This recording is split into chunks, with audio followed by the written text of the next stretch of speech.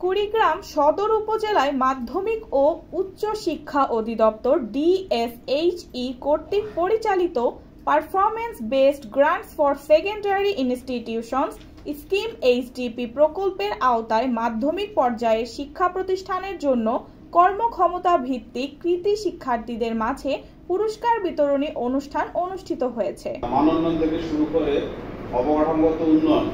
বুধবার 13 আগস্ট দুপুরে জেলা প্রশাসক কার্যালয়ের স্বপ্নকুড়ি হল রুমে মাধ্যমিক শিক্ষা অফিস সদর কুড়িগ্রামের আয়োজনে এ পুরস্কার বিতরণী অনুষ্ঠান অনুষ্ঠিত হয়।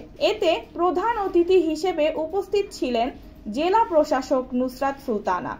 বিশেষ অতিথি হিসেবে অতিরিক্ত জেলা প্রশাসক BM কুদরত এ খুদা, অতিরিক্ত জেলা প্রশাসক মোহাম্মদ জাকির হোসেন, সদর উপজেলা UNO সাইদা পারভিন।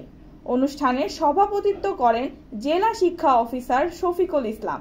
উপজেলা একাডেমিক সুপারভাইজার কুড়িগ্রাম সদর মিজানুর রহমানের সঞ্চালনায় স্বাগত বক্তব্য দেন উপজেলা মাধ্যমিক শিক্ষা অফিসার মোহাম্মদ আব্দুর রৌফ। অনুষ্ঠানে শিক্ষা বোর্ড কর্তৃক নির্ধারিত 2022 থেকে 2023 সালে SSC ও HSC পাশ করা সদর উপজেলার 17টি শিক্ষা প্রতিষ্ঠানের 28 জন কৃতি শিক্ষার্থীদের মাঝে পুরস্কার হিসেবে ক্রেস্ট ও সনদপত্র বিতরণ করা হয়। এর আগে অনলাইনের মাধ্যমে এসব কৃতি শিক্ষার্থীদের ব্যাংক অ্যাকাউন্টে আর্থিক অনুদান প্রদান করা হয়।